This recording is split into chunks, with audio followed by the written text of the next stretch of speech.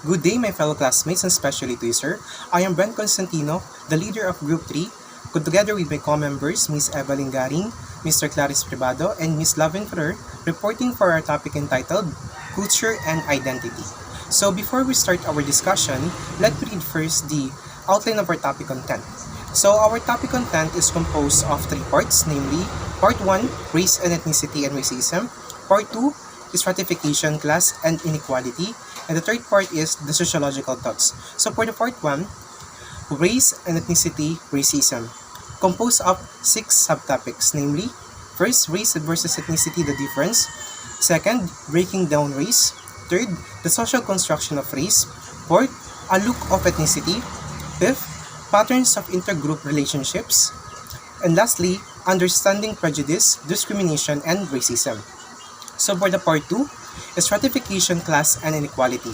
So it composed of 7 parts: defining social stratification and inequality, views on social stratification, characteristics of social stratification, elements of social stratification, kinds of stratification system, social structure and mobility, and lastly, the approaches in the study of social stratification. And for the third part is the sociological thoughts, composed of 2 parts. 2, which is our theoretical perspectives on race and ethnicity, and theoretical perspectives on social stratification and inequality. So here is the learning outcomes. So after the discussion, the student should be able to first, differentiate the definition of race and ethnicity. Second, define the central concepts in the sociology of race and ethnicity. Third, describe the impact of racism on life chances. Fourth, explain the concepts, characteristics, and elements of social stratification.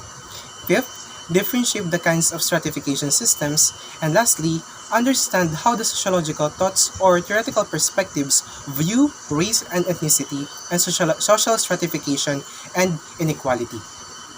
So before we proceed to the first part of our discussion, let me read first and share to you this quote by Audre Lorde. It is not our differences that divide us.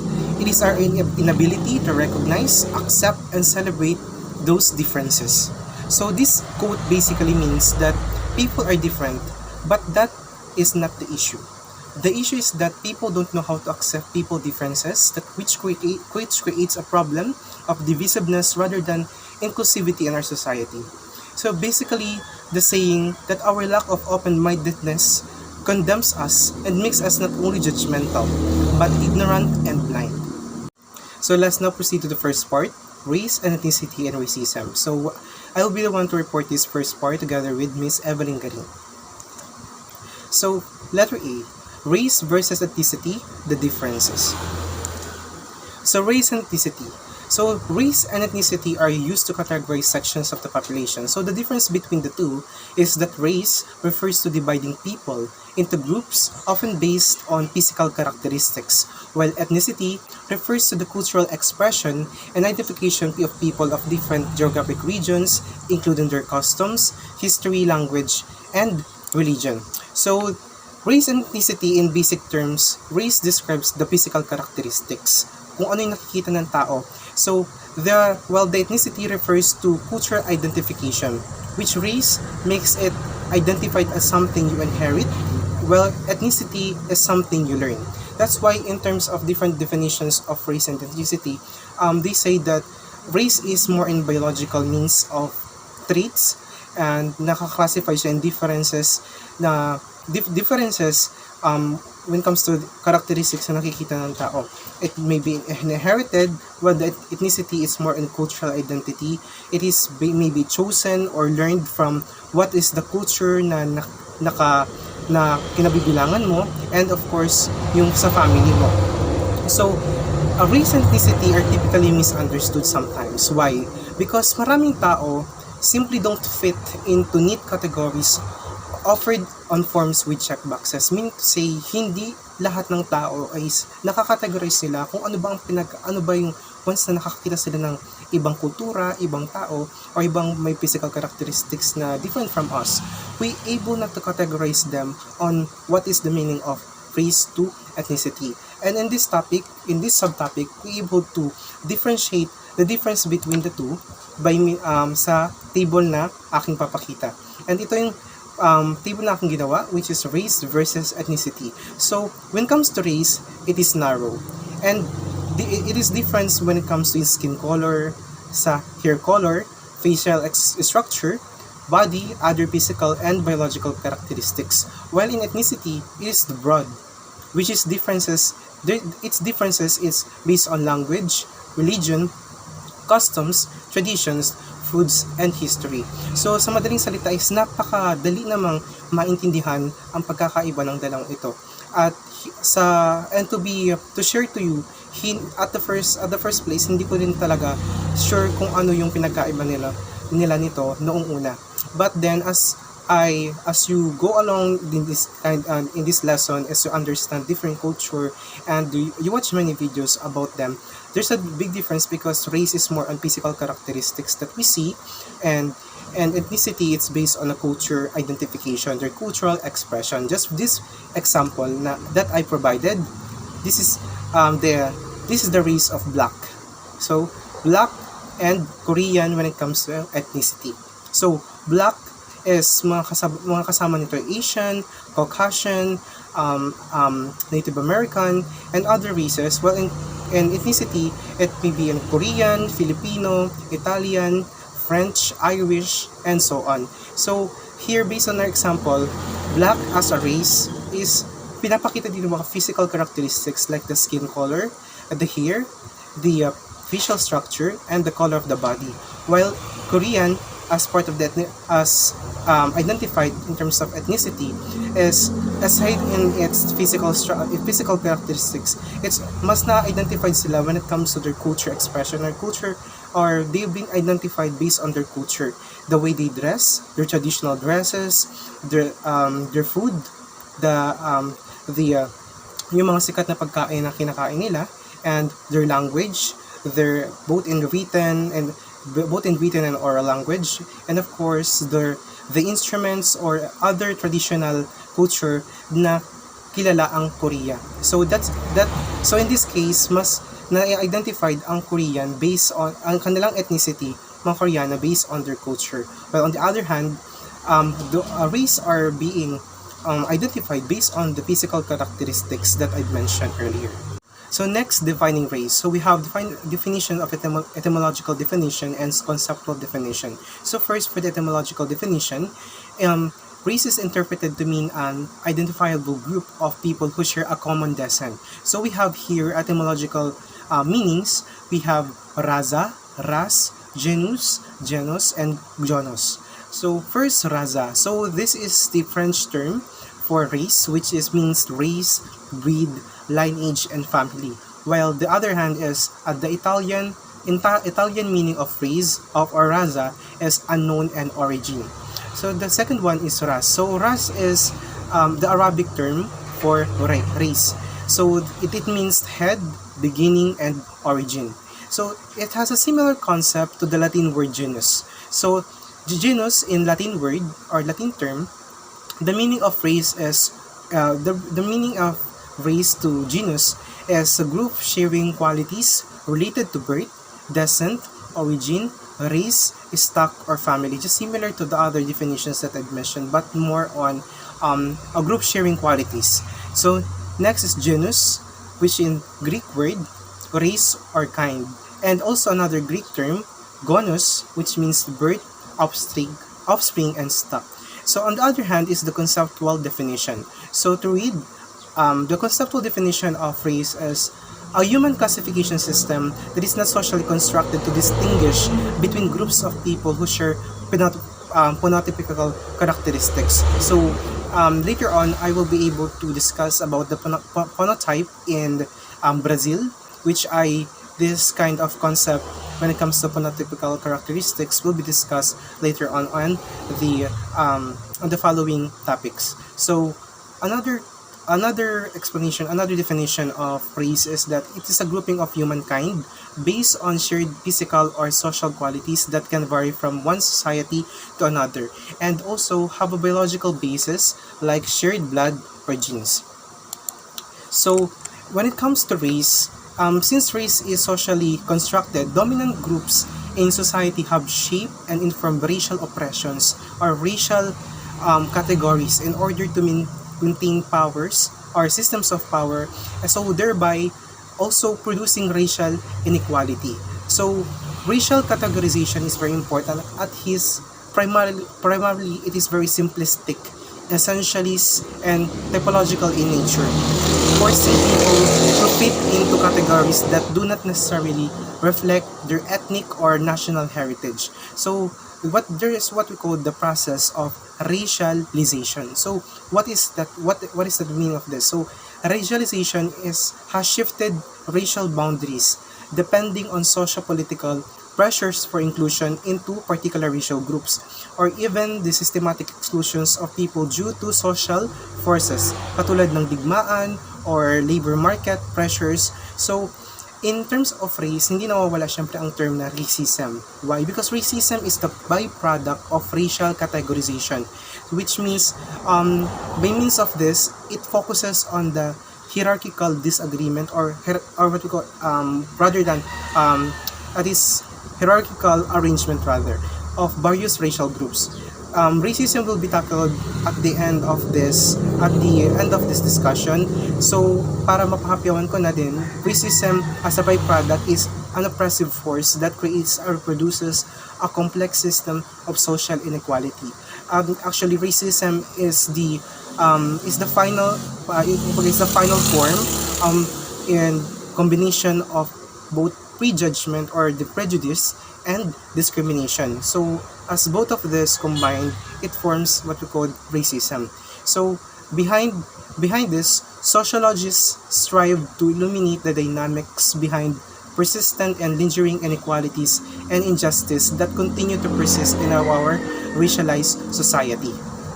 So for the next part is the race or racial identity, on how we see the race when it comes to their physical characteristics na nasabi ko na rin sa pagkakaiba ng race and ethnicity kanina. So para maulit ko ulit is to mas malinaw is race or a racial identity simply describes the physical features that a group of persons might have in common. So this can include but aren't limited to when it comes to skin color, facial structure, kulay ng mata, kulay ng buhok, and other physical characteristics na include naman when it comes to your facial structure like the head form, nose shape, eye color and shape, height, and blood or gene. Just for the example na pinakita ko dito, skin color is may magkakaiba. Kung nakakita niyo sa aking example is magkakaiba sila ng kulay. So this is there's a white, there's a black, there's and which is I think this is based on what part or what area they are in. That's why those are the physical characteristics that they have, which they inherited. So the next one is when it comes to the facial structure. So as you can see in the example, for the first group is the Asian Indian. So mas maliit or parang mas maliit papalapad yung kanilang mga mukha. Kung nakikita nyo rin sa mga movies na napapanood niyo and other mga Indian movie series or mga Indian na kilala nyo, yun yung nakikita natin or yun yung mas nakikita nating mukha nila, facial structure nila. Well, when it comes to East Asian, malapad, pabilog, and minsan pahugis bigas siya. So this second group is for the East Asian. And for the Caucasian, so these are whites. So mas masculine yung mukha nila, no? Mas masculine, while the African American, which is included dito yung race ng blacks, which is they have the physical characteristics that I mentioned in my example before, that they are more on a very in a dark color, but then they able to, those physical characteristics make their for me their biggest assets as part of their race. So the third one is the hair. So the hair, it is categorized, or not categorized, but it has three types of hair that makes them define when it comes to their physical characteristics in terms of race. So when it comes to Asian, tinatawag dito is straight to wavy hair. So this is round to slightly oval shape follices, Well, the second one is the Caucasian hair, which is straight to curly hair. So this is a oval shape phalluses, while the third one is the Afro, which is curly to cold hair, and it is oval to elliptical phalluses. So the example na napakita natin yung the first one is the first girl is a Caucasian, the second one which is the baby is a Asian, ganyan yung buhok niya. Then the third one is yung buhok niya is for as Afro type of hair. So the next one is the eyes.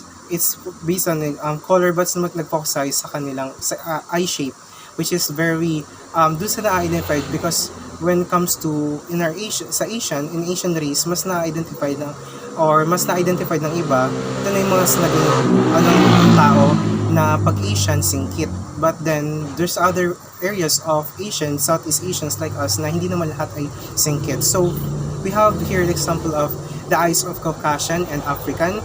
So thick lower lid versus thin, straight versus arcs, and deep set creased versus fold. So when it comes to Asian, we have Asian monolid. So Asians tends to have thicker eyebrows and thicker lids. Sometimes there's no fold, and others when it comes to men, there's a mas sa kilay niya, also mas high point yung kanyang dito sa ating badang dito. Then when it comes to double lid, same thickness versus monolid, while the others have natural fold versus may iba na when it comes to Asian, mas nakikita nila lahat na sa mga nasa eastern part like Korea, China, mas there are more in surgical fold of their eye. So mutually cuts through thickest point, and the other one is deep sweeping corners, and Asians tends to have less visible corner tingles. So the third group, we have the eyes of different races also, and also when it comes to ethnicity, but part of another race, just like Hispanic. So the eyes of Hispanic. The second is the Indian, which is a part of Asian race. So Indian, medyo pababa yung kanilang pero palubog. Then the third one is a Caucasian of perfect eyes. The fourth one is an African, and the fifth one is so Asian. Speaking of enslavement in Africa, enslaved people, slaves were forced to labor for another. So slavery, the term as a concept, has existed for centuries. So if enslaved people as slaves were forced to live for another, as I said, we can point the use on the term slave in the Hebrew Bible, Asian societies such as sa Griego, sa Roma, sa Egypto, as well during other eras of time within the Mediterranean and European times. Before the 16th century, enslavement was acceptable for persons considered heathens or outside the Christian based faiths. So in this world, being a slave was not for life or hereditary, meaning to say the status or slave did not automatically transfer from parent to child. Because in many centuries, the meaning of slaves were still able to earn small wages kahit paano, gather with others, makakapag-asawa pa rin, and potentially buy their freedom. So similarly in other cultures, the peoples or darker skins, such as people from the African continent, were not automatically enslaved or considered slaves. So here, speaking of another one is that the word white held a different meaning too, and transformed over time. Before and the mid-1600s, there is no evidence that the English referred to themselves as being the white people. So the word white held a different meaning too, means that these concepts did not occur until 1613, when the English society first encountered and contrasted. Then there was not a large body of people who considered themselves white as we know the term today. So from about 1550s to 1600s, white was exclusively used to describe elite English women, because the whiteness of the skin signaled that they were persons of a high social class who did not go outside the door or outside their labor.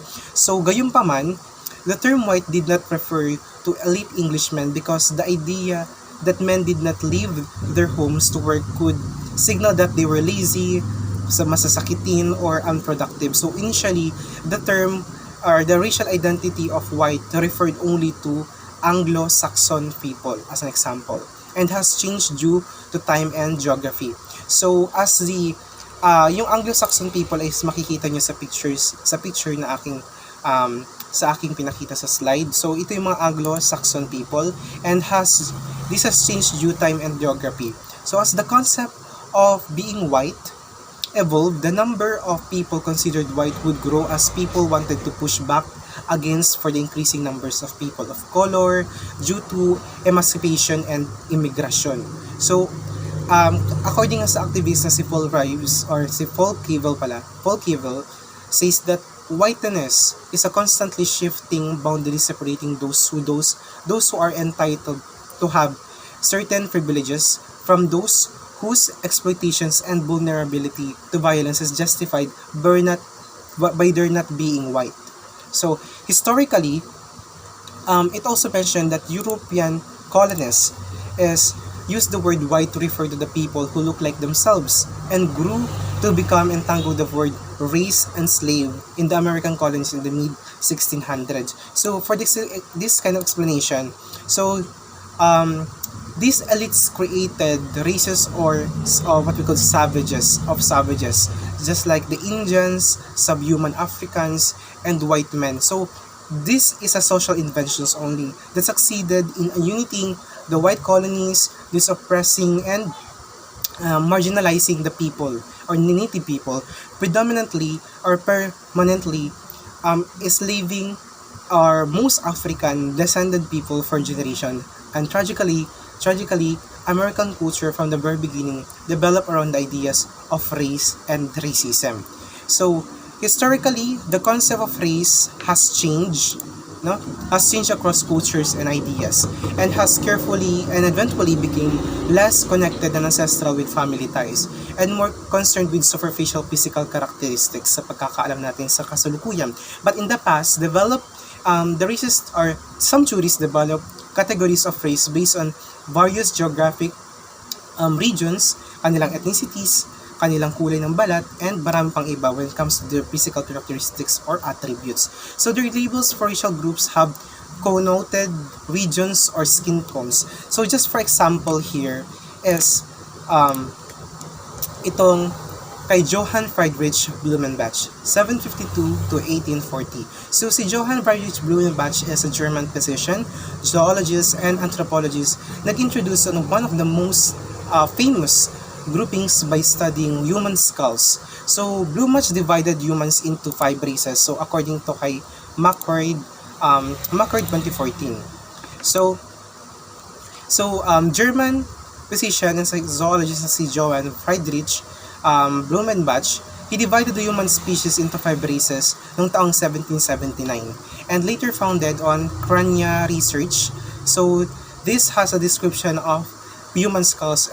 These are classified in 5 races and called them the Caucasian, the Mongolian, the Caucasian or the white race, the Ethiopian or the black race, the third one is the Malayan or brown race, Mongolian or yellow race, American or red race. So just for example, itong 5 skulls labels. The first one is the Famenes Georginae, or this is the Caucasian or the white race. So ito yung mga sa Caucasian or white race, sila yung people of European, Middle Eastern, and sa North African origin. So basically this term na Caucasian or white race was na ginamit ni Blumenbach, or the first term na ginamit niya for people of European region only, or European origin. But the term would later be reinterpreted to also include yung mga nasa bandang Middle Eastern countries and North Africans and South Asians. So dun yan ano. So the second skull is the Ethiopiae, or the Ethiopian. So Ethiopian, ito ay mga black race. So these are the people of sub-Saharan African origin. So sometimes itong term na to ay mas sinespell na Ethiopian. May letter A sa una ng E, or dinagdagan lang ng E yung Ethiopian. So these are the black race. So the third skull was labeled as Otaheite, or the Malay race. So Malay is the color of a brown race. So these are the people of Southeast Asian origin and Pacific Islanders, which is include ang Pilipinas. So part of the Southeast Asian origin yung skull ng yung Malayan or brown race. So the fourth one is the skull of the Tunggusay or Mongolian. So Mongolian is called the yellow race. So ang mga tao dito is come from the East Asian and some Central Asian origins. So basically mga Central Asia ay yung mga nasa Kyrgyzstan, Kazakhstan, Turkmenistan, mga Central Asias. And also part na rin dito yung nasa Mongolian part, mga nasa Mongolian part, mas mga eastern part. So in the fifth skull, one of the five skulls that labeled, and the fifth one is the Caribbean or the American. So American or red race, ito yung mga tao of North American origin or American Indians or the Native Americans. So it was said that by the end of the 19th century, many people in the upper classes of the United States, sa Europe and Great Britain took for the granted idea that a natural God-given hierarchy of races elevated European people or whites above other races na mababanggit ko mamaya because of what Blumenbach put them these five skulls or these five races in a hierarchical arrangement. So it was also explained that these five races or these five skulls na was further anatomical study led him to the conclusion that individual Africans differ as much or even more from other Africans as from Europeans.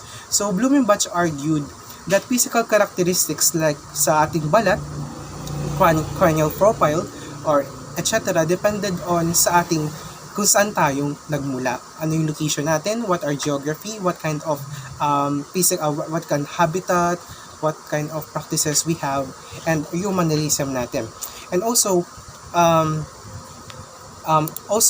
I'd like to introduce how Blumenbach put the human races into an hierarchical system. So dito, nasa taas ang Caucasian, pangalawa, American Indian or yung sa red race, kabila ang Malay, tayo mga nasa brown race.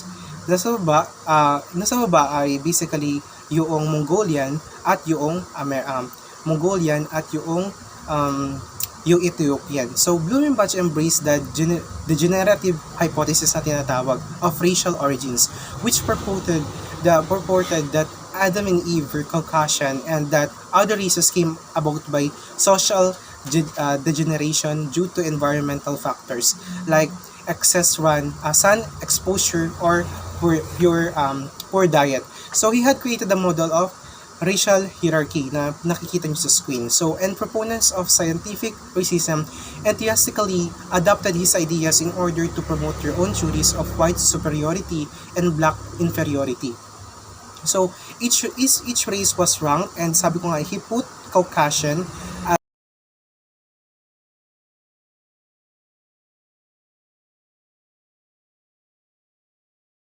state. So, tinawag na hypodescent because it is automatically places the children of a union between members of different groups in the minority group. So, what it means by hypodescent, yung hypo means lower, pinakambaba. So, hypodescent divides American society into groups that have their differences in terms of and their access to wealth, power, and prestige. So, the rule of hypodescence affects katulad ng mga blacks, Asians, Native Americans, and Hispanics. Why? Because, sa madaling salita, mas madaling makipag-negotiate sa mga Native Americans or Hispanic or mga Hispanic identity kaysa sa black identity. Given the fact yung kanilang historical background that in terms of race. So, the ascription rule isn't definite, and the assumptions of biological basis isn't as strong. To be considered, Native American, one ancestor out of 8, or what we call 1/8 are great grandparents, or out of 4 grandparents may suffice. So this depends, nakadepende ito on the assignment, federal or state law by the Native American Tribal Council. So The child of a Hispanic may or may not, depending on the context, claim Hispanic identity. Many Americans with a Native American or Latino grandparent consider themselves white and lay no claim to minority group status. So here, sa aking example, we have what we call the one drop rule. So ano ba yung one drop rule na ito na nabanggit ko na rin kanina?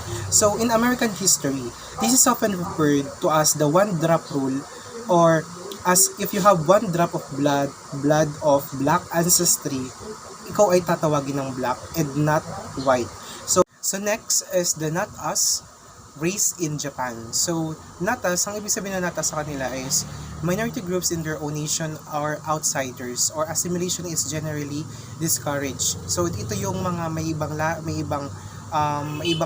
mix sila, parang kakaiba para sa kanila, they're not considered them as part of a Japanese, and not us, hindi ka namin kabilang. So cultural mechanisms, especially residual segregation and taboos on interracial marriage, work to keep minorities in their place. So just to summarize the not us race in Japan, this example is the Barokumin.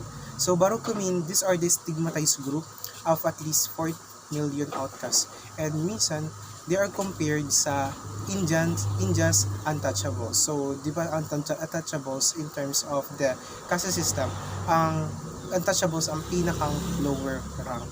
So in the United States, kung sa Japanese ang tawag sa kanila ay Burakumin, sa gayon ng tao, they can be relate, or they can be like the black people of United States. So next is the phenotype and fluidity in race in Brazil. So in Brazil, racial identity is more flexible, more of an achieved status rather than the achieved status in United States. So they are more flexible in a way that they are less exclusionary ways of socially constructing race rather than those used in the United States and Japan. Sa kanila kasi they are allowed to have or welcome silang magkaroon ng other races sa kanilang blood, unlike sa United States and Japan that they are setting boundaries when it comes to mixing of races. So here, along with the rest of the Latin America, Brazil has less exclusionary categories which permit individuals to change their racial classification. So Brazil shares a history of slavery with United States, ngunit it lacks the hypodescent rule na meron ang United States. So hindi sila gumagamit ng this term of when it comes to hypodescent, because they are more, or they are willing, or they're permitting their people to change their racial classification.